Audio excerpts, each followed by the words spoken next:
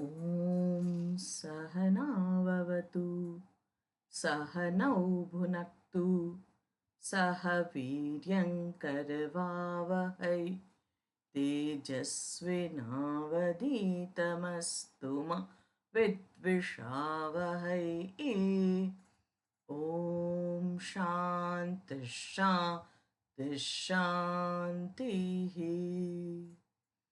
सर्ववेदान्तसिद्धान्त गोचरं तमगोचरं गोविन्दं परमानन्दं सद्गुरुं प्रणतोऽस्म्यहम्। सद्गुरुं प्रणतोऽस्म्यहम्। કેટલામો શ્લોક આવ્યા છે? હું બુક તો નથી લાવી પણ પીડીએફ માં ગોતું. હા, 227માં શ્લોકથી જોવાનું છે. આમ તો 228 થઈ ગયો છે, પણ સંદર્ભ થોડોક આપણે આગળ જોઈને આગળ ચાલીશું.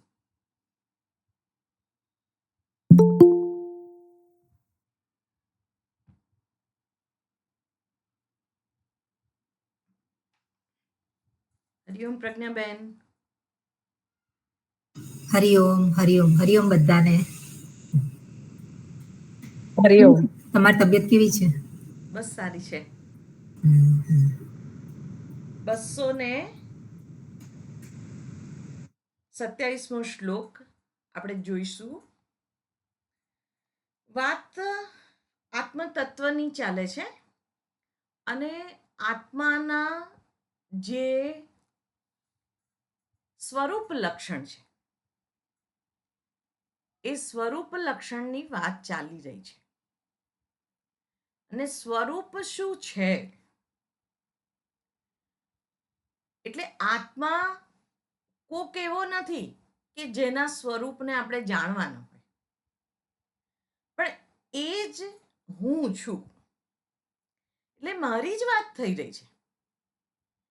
અને એ વાત કેવી છે?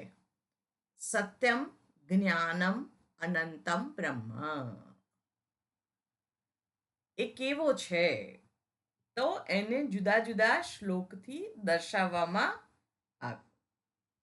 અને આગળના શ્લોકોની અંદર એને જે જાણે છે એ પણ એ જ બની જાય છે. આપણે કોઈ એવું કે જો આપેલો તું છે, એટલે ત્યાં ગધેડો ઊભો હોય તો એને જાણીએ તો આપણે એ બની નથી જતા કે બની જઈએ, ના બની જઈએ. તો એવી જ રીતે જે આત્મતત્વ છે એ કેવું છે કે એને જાણીને એ બની જાય છે. હવે એને જાણીને એ બની જાય તો એક જ વસ્તુ હોય કે એ જ હોય. જેમાં બનવાનું હોય નહીં. અને એ જાણીને એના સ્વરૂપ જે છે એ જ મારું સ્વરૂપ બની જાય છે. અને મારું સ્વરૂપ એટલે કોનું છે? મારું એકલાનું નથી, સર્વનું એ સ્વરૂપ છે. એ પરમાત્મા સ્વરૂપ એ સર્વનું છે. અને એટલા માટે જ અહીંયા આગળ 224માં શ્લોકની અંદર 223માં શ્લોકની અંદર એ જ વાત કરી છે કે એ જે એને વિદ્વાન કયો છે, એ વિદ્વાન પુરુષ એને જાણીને કેવો થઈ જાય છે? તો વિજ્ઞાય, જાણીને સમ્યક નિજ રૂપમેતત, પોતે જ એ રૂપે છે, એ અભિન્ન છે, એનાથી પોતાનું જ રૂપ છે એને જાણીને પુમાન વિપાપમાં વિરજઃ વિમૃત્યુ. એ પુરુષ પુમાન વ્યક્તિની વાત છે અહીંયા, પુરુષ સ્ત્રી એવું નહીં, પણ જે તે વ્યક્તિ પોતાના રૂપે જાણીને વિપાપમાં પાપ રહિત, જેના સ્વરૂપમાં પાપ નથી. પાપ રહિત, પછી નિર્મળ. વિરજ, રજ જે કંઈ અશુદ્ધિ છે. આમ તો આત્માના સ્વરૂપમાં કોઈ અશુદ્ધિ જ નથી. જે કંઈ છે એ જો પરમાત્મા સ્વરૂપ જ હોય તો એમાં કઈ શુદ્ધિ કઈ અશુદ્ધિ. પણ જેને આપણે રજ કહીએ છીએ, અશુદ્ધિ કહીએ છીએ, જેને મળ કહીએ છીએ, હે, એ મળ રહિત, નિર્મળ, શુદ્ધ. એટલે એને જાણીને પુરુષ પાપ રહિત, નિર્મળ, વિરજ અને વિમૃત્યુ, અમર થઈ જાય છે. હમણાં જ જોયું એ રીતે અમર થવાનું નથી, પણ હું અજર અમર છું એ જાણવાનું છે. કારણ કે અમર થવાનું એટલે તરત જ આપણને એમ થાય કે આ દેહથી કઈ સાધના કરું તો હું અમર થઈ જાઉં, મારે મરવું નથી. પણ દેહ તો ષડવિકારવાન જ છે. એ મૃત્યુ પામવાનો જ છે. પંચમહાભૂતમાં વિલીન થવાની જે ઘટના છે, જેને આપણે બધા જ મૃત્યુ કહીએ છીએ, એ મૃત્યુ પામવાનો જ છે. કોઈ કાળે એ એમાંથી છૂટી શકે નહીં. અને એ આ દેહ વિલીન થઈ જાય પંચમહાભૂતમાં, એની પહેલા જ જાણી લેવાનું છે કે હું આ દેહથી વિલક્ષણ છું. દેહ સીમિત છે, હું અસીમ છું.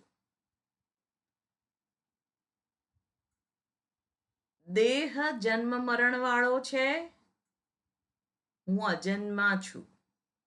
અને જે અજન્મા છે એનું મૃત્યુ કોઈ કાળે સંભવિત જ નથી. તો એવો જે છે એ હું છું. અને એ જ મારા પોતાના અજર અમર સ્વરૂપને જાણવું, એ જ મુક્તિ છે. મુક્તિ કઈ છે? એના સિવાય જુદી મુક્તિ નથી.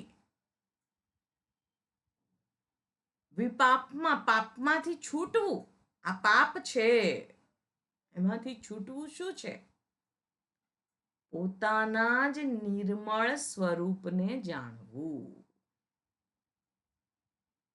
જ્યાં બીજું છે જ નહીં, જ્યાં બીજું છે ત્યાં જ પાપ થાય છે. આ હું છું અને આ હું નથી. તો એ પાપ આપણે એને કહીએ છીએ કે આનાથી આવું વર્તન ના થાય, આ પાપમાં પડાશે, આ અધર્મ છે. પણ જ્યાં હું જ છું, આત્મૌપમ્યેન સર્વત્ર સમમ પશ્યતિ યોર્જુન, સુખમ વા યદિ વા દુઃખમ સયોગી પરમો મતઃ. એ જ યોગી છે કે જે બીજાને પોતાના સ્વરૂપે જુએ છે કે અહીંયાથી હું જ પ્રગટ થઈ રહ્યો છું, તો બીજું શું હોય? બીજું કંઈ હોતું નથી. જેને હું બીજું કહું છું એ છે જ નહીં.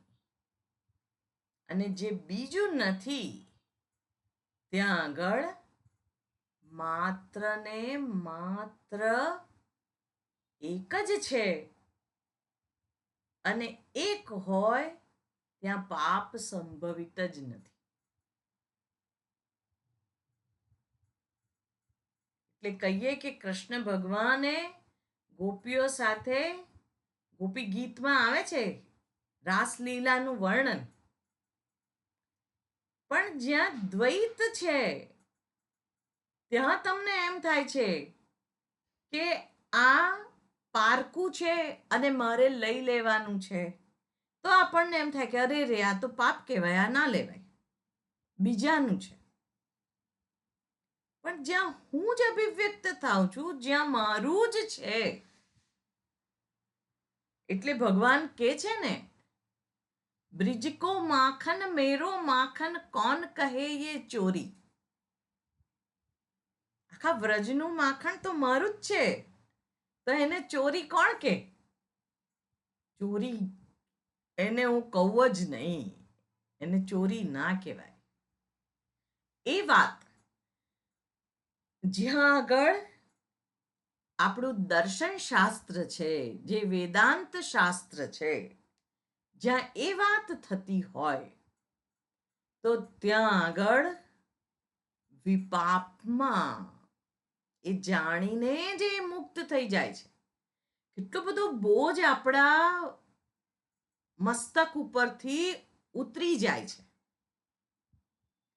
કે જ્યાં કંઈ બીજું છે જ નહીં, અને એ બોજ લઈને આપણે કેટલું જીવીએ પણ છીએ ને, અને એ બોજને લીધે જ આપણને ભાર લાગે માથા ઉપર. હે, જીવનમાં આપણને એમ થાય કે અરે રે રે, પણ એ બોજ ભગવાન કહે છે કે એ બોજ ઉતારી નાખ, આ રાખવા જેવો નથી, તો કેટલું સરળ થઈ જાય જીવન. એટલે એ જ્ઞાન જેની પાસે છે, જે જાણે છે, પછી એ ગમે તે જગ્યાએ રહેતો વ્યક્તિ હોય કે ગમે તે સ્થાનમાં, ગમે તે ધર્મનું પાલન કરતો હોય, ગમે તે વિચારસરણી જેને ફિલોસોફી કહેવામાં આવે છે, એને જાણતો હોય કે ના જાણતો હોય, પણ જે આ રીતે પોતાને જુએ છે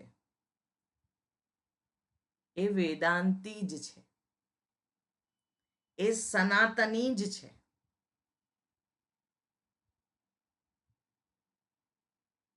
એટલે અહીં આગળ આનંદ સ્વરૂપ, વિશોક સ્વરૂપ આત્મ તત્વની વાત કરી. અને 224મા શ્લોકની અંદર પણ વિશોક આનંદ ઘનો વિપશ્ચિત સ્વયં કુતશ્ચિન્ન બિભેતિ કશ્ચિત નાન્યોસ્તિ પંથા ભવબંધ મુક્તે વિના સ્વતત્વ અવગમમ મુમુક્ષોઃ. સ્વતત્વમ અવગમ, ગમ ધાતુ જવાના અર્થમાં છે, પણ એની આગળ અવ ઉપસર્ગ લાગે એટલે એ જાણવાના અર્થમાં પણ ઉપયોગમાં આવે છે. અવગમ એટલે જાણવું. એટલે એ વિશોક આનંદ ઘન વિપશ્ચિત, એ કેવો છે? વિશોક, શોક રહિત, આનંદ ઘન. પેલું નાનું બાળક હોય એ કેવું હોય? આનંદથી ભરપૂર, એની મસ્તીમાં જ હોય. પછી એ દાદા દાદીને લાત મારતું હોય, હે, કે કોઈના ખભા ઉપર ચડી ગયું હોય, કે ક્યાંક પેલી બારી ઉપર ચડી જતું હોય, આપણે કહીએ ઉતર ઉતર, પણ એ એની ધૂનમાં જ હોય, એને આનંદ આવે છે, અને પ્રત્યેક પળ આનંદની અભિવ્યક્તિ છે. એટલે અહીં આગળ આનંદ ઘન એ કોણ છે? તો વિપશ્ચિત. એ કેવો? વિપશ્ચિત છે, બુદ્ધિમાન, વિદ્વાન, સ્વયં કુતશ્ચિન્ન બિભેતિ કશ્ચિત, પોતે કોઈનાથી પણ ભયભીત થતો નથી. બીજું હોય તો ભય પામવાનો ને. અરીસામાં આપણે આપણને જ જોતા હોઈએ તો અરે રે આ તો હું જ છું. હા, કંઈક વિચિત્ર દેખાય આપણી અંદર અને પછી આપણને ભય લાગે કે આ હું છું કે નહીં, તો આપણે ડરવાનું જગ્યા છે. પણ જે હું જ છું, મને ખબર છે, મને દેખાય છે કે આ હું જ છું, તો પછી ડરવાનો સવાલ ઊભો થતો નથી. એટલે જ્યાં પોતે જ છે, હમણાં જ કહ્યું એ રીતે, આત્મા ઔપમ્યેન, આત્માની ઉપમા આપવામાં આવે, એટલે કે એ હું જ છું. કોઈને આપણે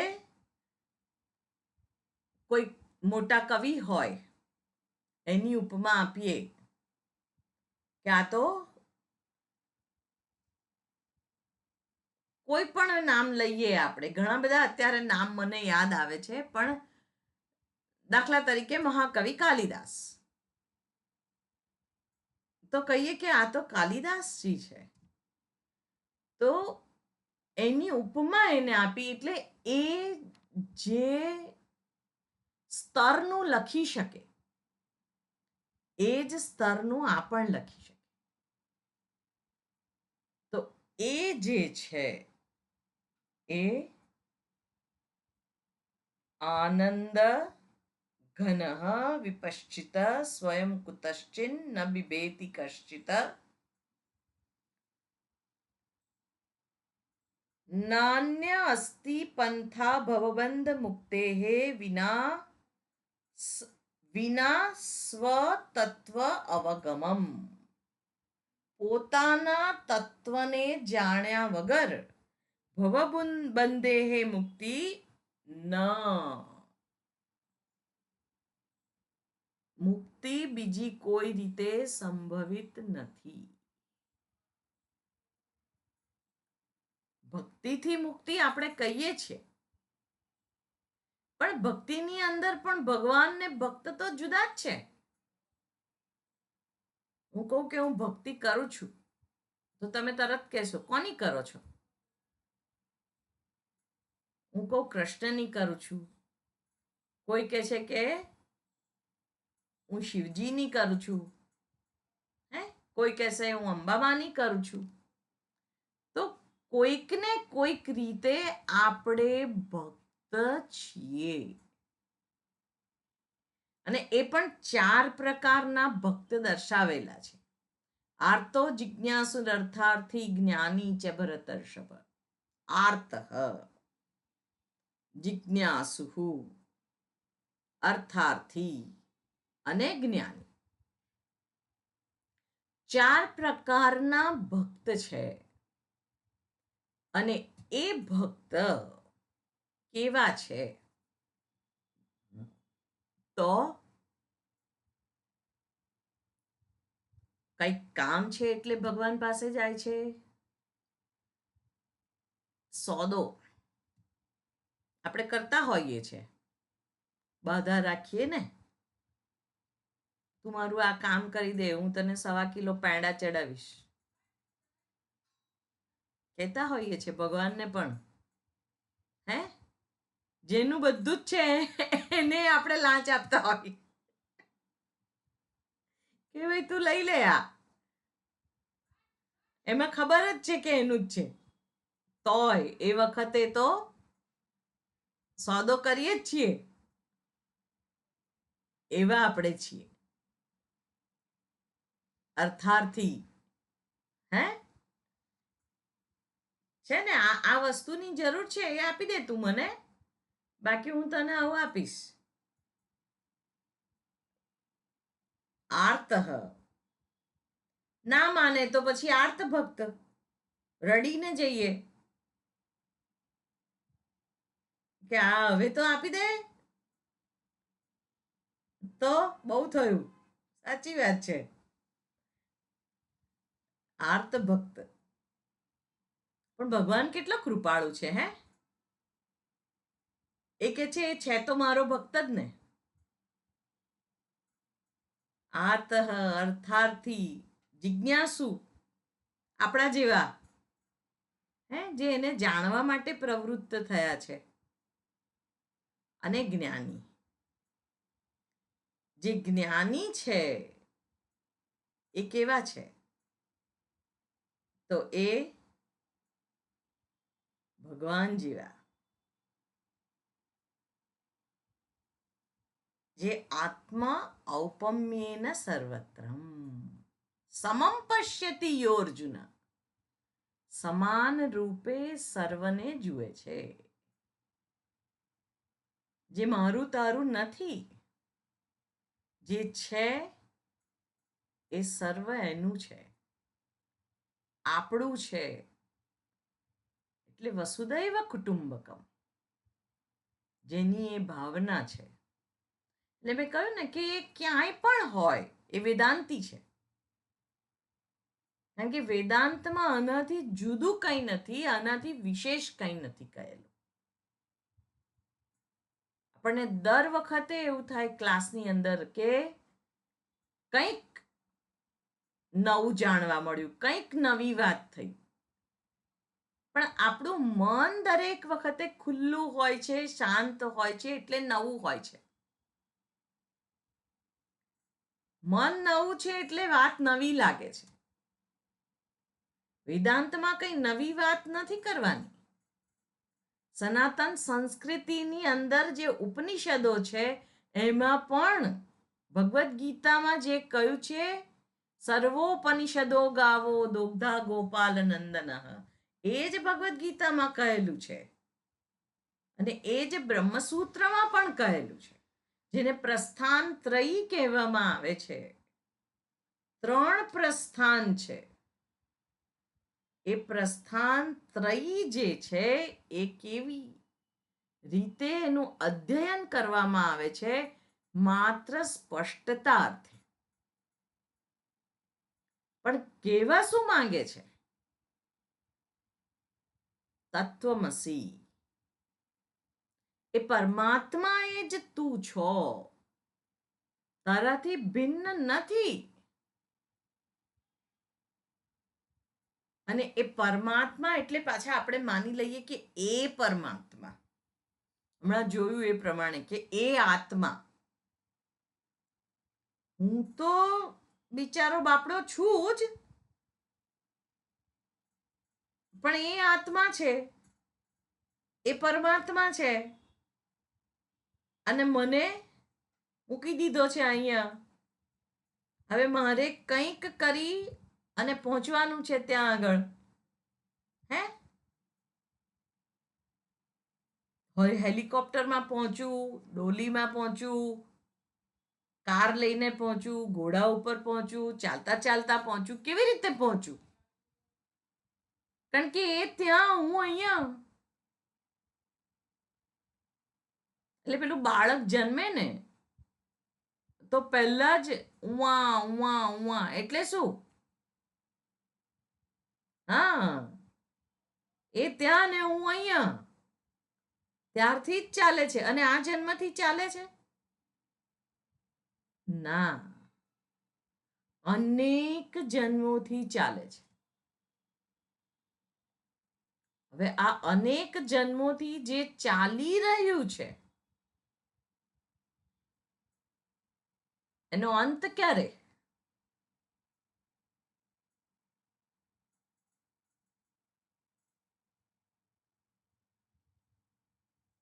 હું જાણીએ ત્યારે. બરાબર. એટલે હુંને જાણીએ ત્યારે. અને એ હું કોણ છે જેનું અહીંયા નિરૂપણ કરે છે કે એ જે નિર્મળ છે, જે શુદ્ધ છે, જે સહજ આનંદ સ્વરૂપ છે, એ તું છે. અને એની જ વાત અહીં આગળ જે કરી કે મુમુક્ષુ જે પુરુષ છે, જેને ભક્ત કયો ભગવાને, જેને મુક્તિની ઈચ્છા છે, જે જિજ્ઞાસુ છે, જેને જ્ઞાન પ્રાપ્ત કરવું છે, અને જ્ઞાન પણ હું આ છું એ રીતે. કારણ કે ઈશ્વર મારાથી જુદો છે, આત્મા મારાથી જુદો છે, તો મને શું ફાયદો? બધી ફાયદાવાળી વાતો આપણે તો જાણતા હોઈએ ને, અને એ જ જોતા હોઈએ કે મને શું મળશે આમાંથી, મને શું ફાયદો? કોઈક બે જણ કંઈક વાત કરતું હોય, આપણું નામ આવે એટલે કાન ઊંચા થઈ જાય કે હે મને કયું, તરત જ. પછી એ કે ના ના, આ તો તમને નથી કહ્યું, પણ તમારા જેવા કોઈ બીજી વ્યક્તિ છે. ઓહો હો હો, અચ્છા એની વાત છે. આપણે ચાલવા માંડીએ ત્યાંથી, કાં તો આપણે જે કરતા હોઈએ એ પાછા વળી કરવા માંડીએ. એ શું બતાવે છે કે મને જેમાં ફાયદો છે એ હું સાંભળું,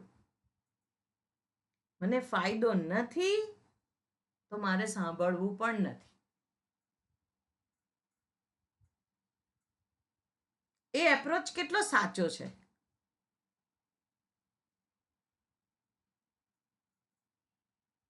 હું પૂછું છું બધાને. જરા પણ સાચું નથી. બરાબર. આ કઈ પ્રજ્ઞાબેન, સાચું નથી approach.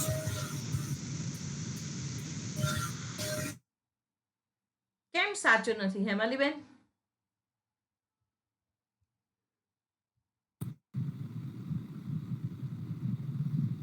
મને શું ફાયદો, એ તો પશુ પક્ષી બધા વિચારવા વાળા કહેવાય. આપણે તો માણસ છીએ.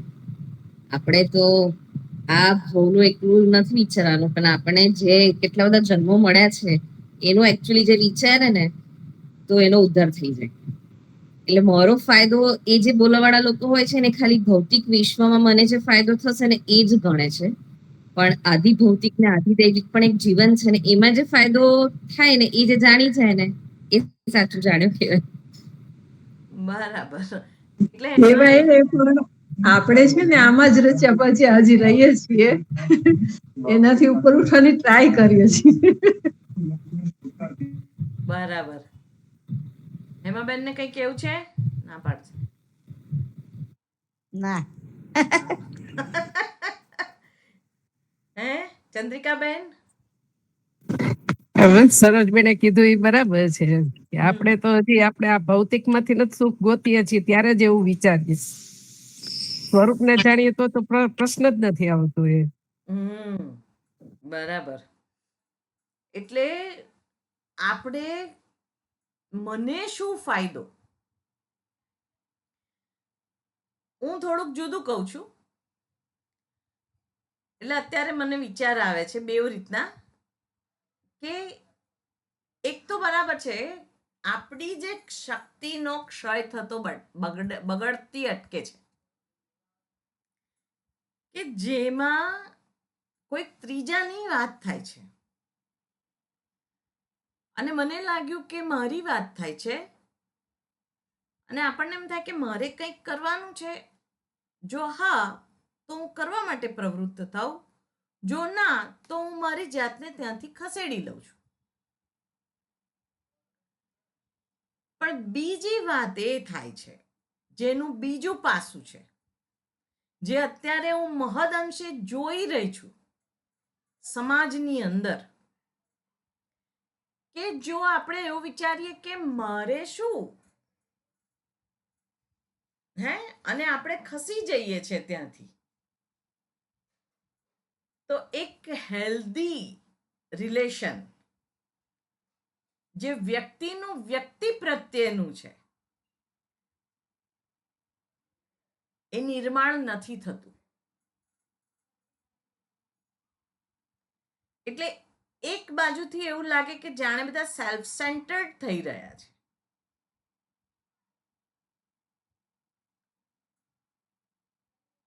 જે કૌટુંબિક ભાવના,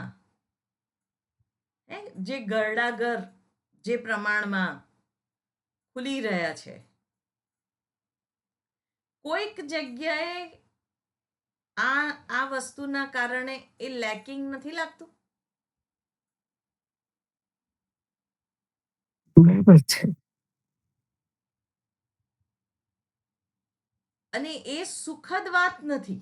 આપણે બધાએ વિચારીએ કે આપણે જે રીતે મોટા થયા છીએ અને આપણાથી એક પેઢી આગળના જે લોકો જે રીતે મોટા થયા છે, હવે જો ન્યુક્લિયર ફેમિલી જ બધે થઈ જાય તો વ્યક્તિને વ્યક્તિની હૂંફ કેવી રીતે મળે? અને એ ના મળે તો એ ગમે તેટલા શાસ્ત્રનું અધ્યયન કરી લે, જે આત્મતત્વ છે, કે જેને આનંદ ઘન કહ્યું છે, જે પ્રેમ સ્વરૂપ કહ્યું છે, જે અભય સ્વરૂપ કહ્યું છે, એ કેવી રીતે પ્રાપ્ત થશે?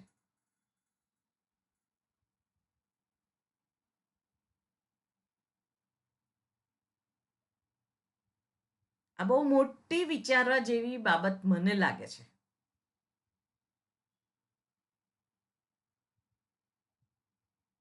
અને એ જો આપણા જીવનમાંથી એ વસ્તુ સદંતર ખસેડી લેવામાં આવે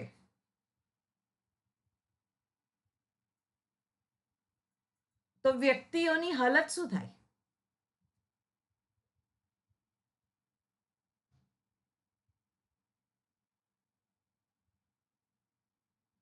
એ કરુણાનું ઝરણું તો સુકાઈ જાય. અને જો એને પોતાને એ વસ્તુ ના અનુભવાય જીવનની અંદર, તો એના જીવનનો અર્થ શું?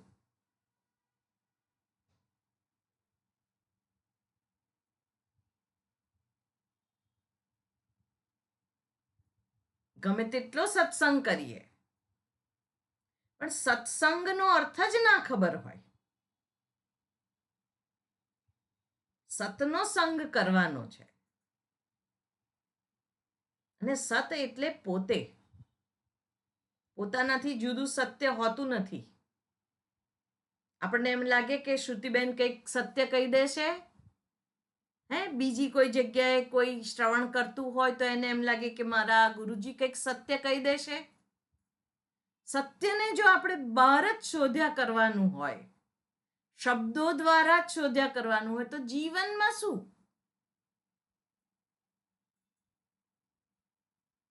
ખાલીપો ના લાગે? માત્ર શબ્દો, ઇન્ફોર્મેશનથી વ્યક્તિ ભરાઈ જાય, પણ લાગણીનું શું?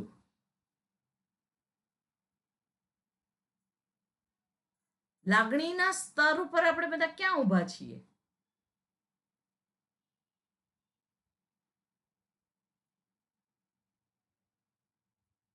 અને જો આપણે લાગણીને ના સમજી શકીએ તો આત્મૌપમ્યેન સર્વત્ર સમમ પશ્યતિ યોર્જુન, એવું જે ભગવાને કહ્યું અર્જુનને, એને યોગી કહ્યો, તો આપણે બધા યોગી છીએ ખરા?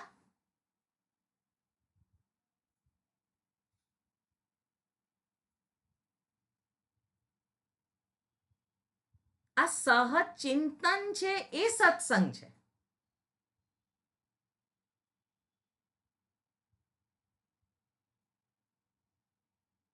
એટલે સત્ય જો મારામાં નથી તો પછી ક્યાંય નથી.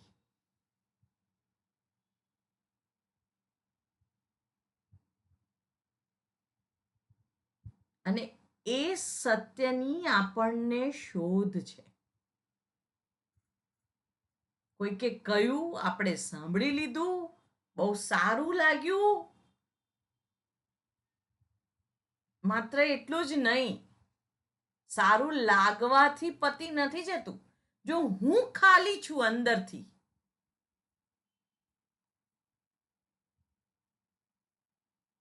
તો સારું લાગવાથી કે લગાડવાથી કોઈ મતલબ નથી રહેતો.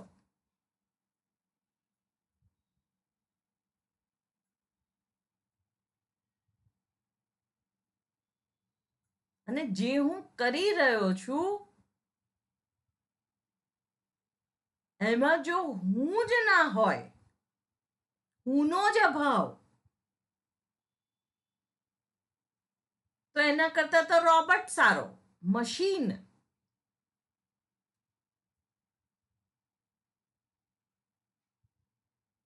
લાગણીઓ ક્યાંક છે, શુષ્કતા લાગે.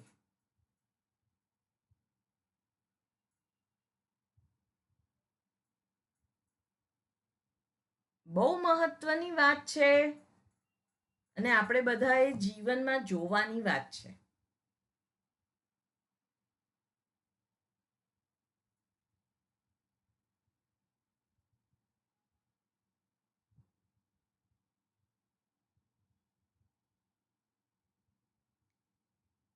આટલું જ કરવા જેવું છે. આપણે આપણા પ્રત્યે વફાદાર રહીએ, આપણા પ્રત્યે સત્ય હોય.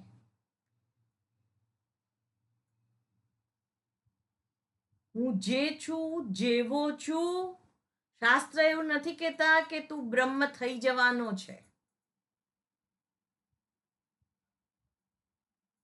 પણ જે છું, જેવો છું એનો પહેલા સ્વીકાર હોય.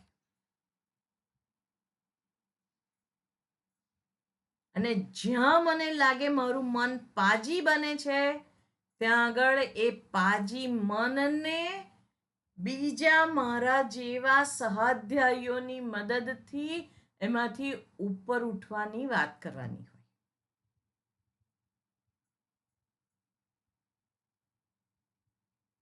દાખલા તરીકે મારી પાસે 5,000 હોય ને તમે માંગો ને હું ના આપું તો મને ખબર છે કે મારી પાસે છે છતાં હું નથી આપતી તમને. પેલાને જરૂર છે ને, અરે એને ગમે તેટલી જરૂર હોય, મારે વધારે જરૂર છે.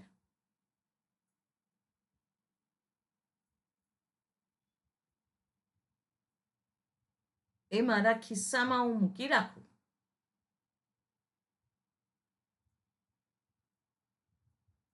તો મને ખબર પડવી જોઈએ કે આ કોઈક રીતની બિનસલામતી છે. હવે આ બિનસલામતીમાંથી બહાર નીકળવા માટે મારે શું કરવાનું? એનો જવાબ મારી પાસે છે જ. નથી એવું નહીં.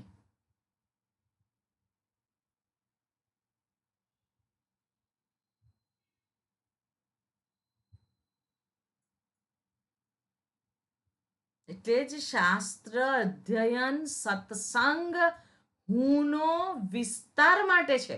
આપણી સમાજ વ્યવસ્થા પણ હુંના વિસ્તાર માટે છે.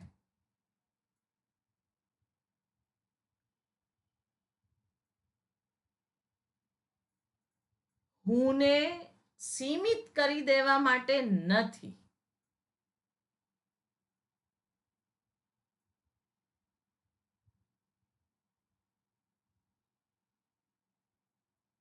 વિશાળતા,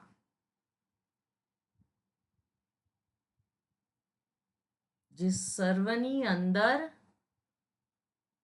હોવી જોઈએ. અને એ મારે જોવાનું છે મારી અંદર છે કે નહીં.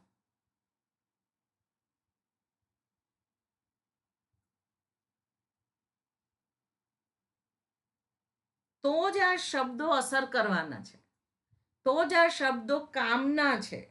વિશોક આનંદ ઘન વિપશ્ચિત, હે સત્યમ જ્ઞાનમ અનંતમ બ્રહ્મ, આગળ આપણે ગયા વખતે જોયું તું એ જ હમણાં આવવાનું છે. ફરી જોઈશું એને જુદી રીતે. પણ આ જે છે એ મારે મારા વ્યક્તિત્વમાં જોવાનું.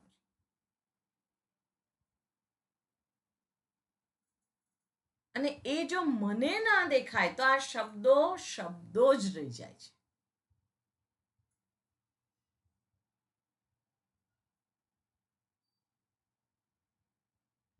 એ આનંદ હું છું, એ પ્રેમ કરુણા હું છું. એ વ્યક્તિત્વનો સંપૂર્ણ વિકાસ હું છું.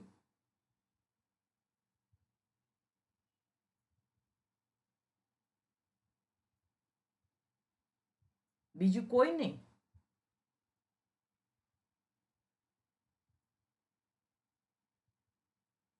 અને એ જ મારા જીવનની સફળતા છે.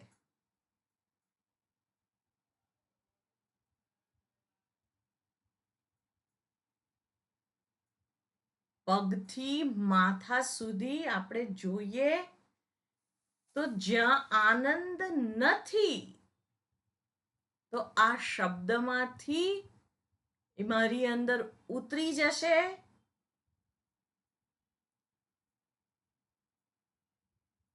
એ કેટલું સાચું? હા, શબ્દ બ્રહ્મ છે. શબ્દની અસર છે, એની ના નથી. આજે હું તમને સારી બે વાત કહું, વિચારશીલ વાત કહું, તો આપણું મન એની સાથે સાથે વિચારે છે. ને એની અસર તો 100% છે. નથી એવું નથી.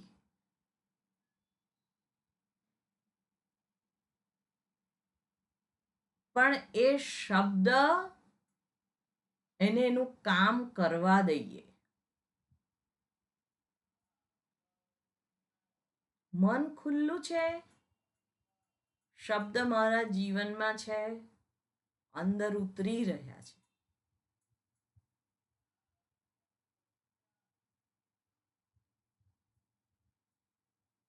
એટલે બુદ્ધિમાન પુરુષ, જેને અહીંયા આગળ વિપશ્ચિત કહ્યું, આગળના શ્લોકની અંદર 225મા શ્લોકની અંદર એને બુધૈહી, બુદ્ધિમાન,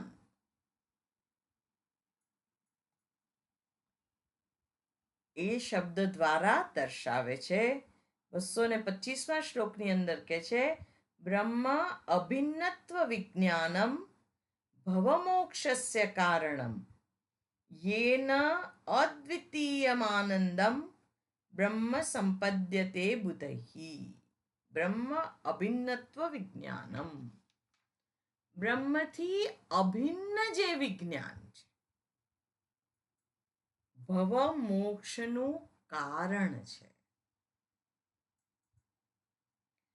येन अद्वितीयमानंदम ब्रह्म संपद्यते, જે અદ્વિતીય આનંદ છે,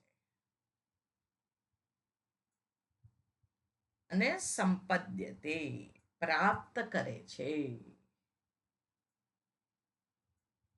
પદ્યતે, ગમ્યતે, અને એને સમ ઉપસર્ગ લાગેલો છે, સંપદ્યતે. સારી રીતે જ્યાં એ પહોંચે છે. એટલે અહીંયા સ્થૂળ રીતે ક્યાંય પહોંચવાનું નથી, અહીંયા પ્રાપ્ત કરવાના અર્થમાં છે. હું પ્રાપ્ત કરું છું. એ વિદ્વાન પ્રાપ્ત કરે છે. એટલે અહીંયા આપણી જ વાત થાય છે. એને હું પ્રાપ્ત કરું છું. અને કેવી રીતે? બ્રહ્મ અભિન્નત્વ વિજ્ઞાનમ. હું કેવો છું? એ પરમાત્માથી અભિન્ન છું. ઉપાધિથી તો ભિન્ન જ રહેવાનું છું. એ બુદ્ધિની ઉપાધિ હોય, મનની ઉપાધિ હોય, શરીરની ઉપાધિ હોય, ઇન્દ્રિયોની ઉપાધિ હોય, ઉપાધિથી તો હું ભિન્ન જ રહેવાનો છું. પણ તત્વ દ્રષ્ટિએ હું એ જ બ્રહ્મ છું, કે જે આ ઇન્દ્રિયોનો દ્રષ્ટા છે, યા શરીરનો દ્રષ્ટા છે, જે આ કાર્યકરણ સંઘાતનો દ્રષ્ટા છે. મનના વિચારો જેની હાજરીમાં મને દૃશ્યમાન થાય છે, જે વિચાર આવે છે, જેની હાજરીમાં પ્રગટ થાય છે. પછી એ કયો વિચાર છે એની માથાકૂટમાં નથી પડવાનું, પણ મને દેખાય છે એટલે આ પ્રેમ છે, આ કરુણા છે. અને કદીએ ક્રોધ, ઈર્ષા મારી દઉં અને તો હું મારી જ નાખીશ. ક્રોધ ત્યાં જોવાનું છે કે આને મારી નાખીશ એટલે શું?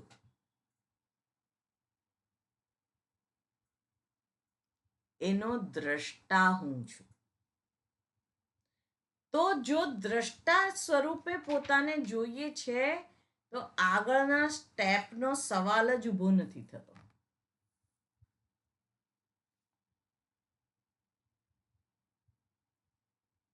કે હું તો દ્રષ્ટા છું. અને બીજી રીતે આપણે હમણાં જોયું એ રીતે પોતાના વિકાસની દ્રષ્ટિએ, હુંના વિકાસની દ્રષ્ટિએ કરુણા, પ્રેમ, આત્મૌપમ્યેન સર્વત્ર,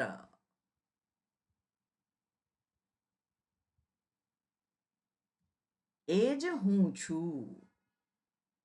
પોતાને એની જાતમાં, પોતાની જાતને એનામાં મૂકીને જોઈએ. અને ત્રીજી વસ્તુ એનાથી પણ આગળ, કે જેવી રીતે હું મારા કુટુંબનો સભ્ય છું એવી રીતે એ પણ એના કુટુંબનો સભ્ય છે અને એને મારી નાખીશ તો મારા કુટુંબમાં મારા જવાથી અરાજકતા ફેલાય. એવી રીતે કોઈના કુટુંબમાંથી હું કોઈકને છીનવી લઉં, એ બને નહીં. એટલે લાગણીહીન કર્મ જે છે એ મારાથી ના થાય, કારણ કે હું એક માણસ છું.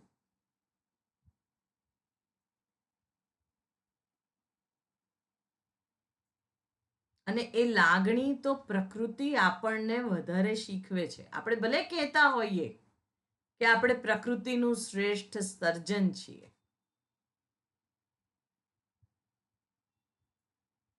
પણ લાગણી આપણા કરતા પશુ પક્ષીઓ વધારે સમજે છે.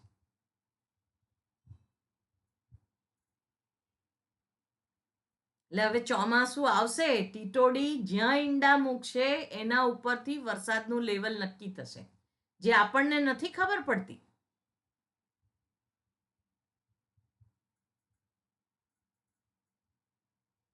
કોઈક ચકલીના માળામાં કોઈક પક્ષી જાય કે સાપ જાય, આખું ઝુંડ મળીને એને ચાંચોથી મારી નાખે.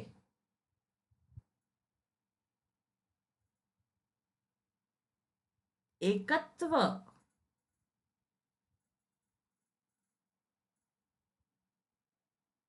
એ સેન્સિટિવ નથી? છે. સેન્સિટિવિટી તો છે જ. નથી. દત્ત ભગવાનના 24 ગુરુઓ હતા ને, હા, એમણે 24 ગુરુ હતા. એટલે બધું જ પ્રકૃતિ માત્ર સંવેદનશીલ છે. એક નાનું તરણું હોય એ પણ કેટલું કુમળું હોય છે ને, એમનામાં પણ સંવેદના છે. એટલે એક જગ્યાએ કહેવામાં આવે છે કે જે વૃક્ષને તમારે પાડી દેવું હોય ત્યાં ગાળો બોલવાની એની આજુબાજુ જઈને એ એની જાતે જ પડી જાય કરમાઈને, એને કોસે. તો આ પ્રકૃતિ કેટલી સેન્સિટિવ છે અને એણે આપણને સેન્સિટિવિટી આપેલી છે.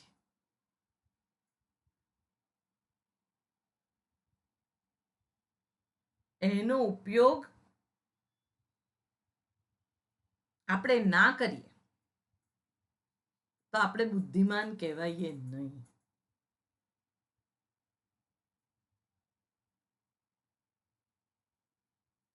એટલે જે સમાજમાં આપણે છીએ, જે આજુબાજુના લોકોની વચ્ચે આપણે ઊભા છીએ, ત્યાં પ્રત્યેકનું એકબીજા માટેનું જે કર્તવ્ય છે કેવું છે? સૌહાર્દપૂર્ણ હોવું જોઈએ.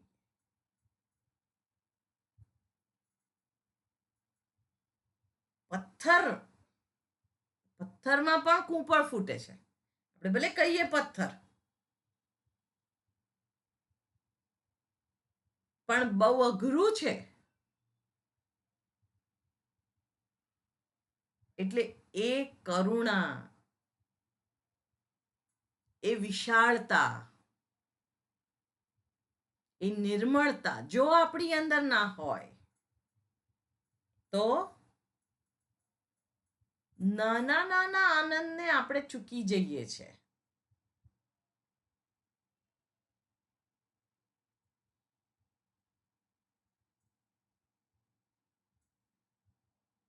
અને એ પરમેશ્વરનું એ સ્વરૂપ છે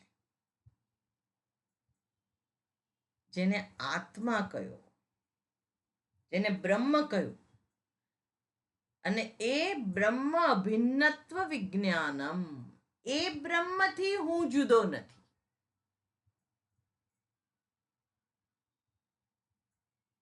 અને એ તો સરળ વાત છે. હું જે છું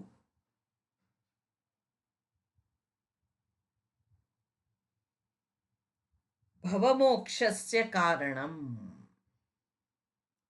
આ ભવબંધનમાંથી મુક્તિનું એક કારણ છે, એ સાધન છે. અને ભવના બંધન એ જ આ ભાર, ભાર એ જ ભવનો બંધન છે. ભાર મુક્ત જે હું છું એ જ હું ને હું જોઈએ છે કે હું કેવો હોવો જોઈએ. દંભ રહિતનો. કારણ કે દંભનો જ ભાર છે. જે હું નથી એ હું દેખાડવા માંગુ છું, પણ મારે નથી દેખાવું એવું. હું જે છું એ જ દેખાવ. અને એના માટે જ ભગવાનને જીવનમાં સ્થાન હોય કે એક સ્થાન એવું છે કે જ્યાં હું જેવો છું એવો દેખાઈ શકું. અને એટલે જ ભગવાનના શરણમાં જઈએ આપણે કેટલા હલકા ફૂલ થઈ જતા હોઈએ.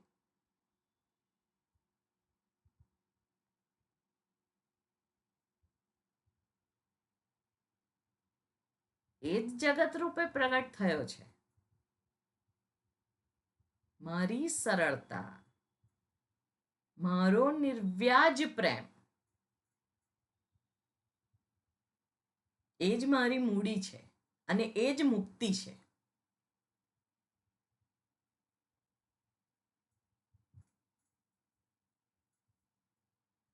એટલે એ જ બ્રહ્માત્મા ઐક્ય છે.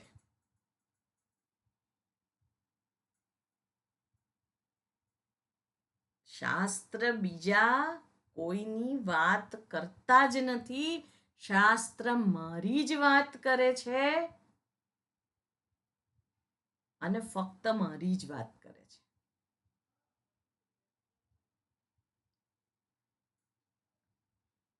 વિશેષ આપણે આવતી વખતે જોઈશું. ઓમ પૂર્ણમદ પૂર્ણમિદમ પૂર્ણાત પૂર્ણમુદચ્યતે પૂર્ણસ્ય પૂર્ણમાદાય પૂર્ણમેવાવશિષ્યતે. ઓમ શાંતિ શાંતિ શાંતિઃ. હરિઃ ઓમ. શ્રી ગુરુભ્યો નમઃ. હરિઃ ઓમ.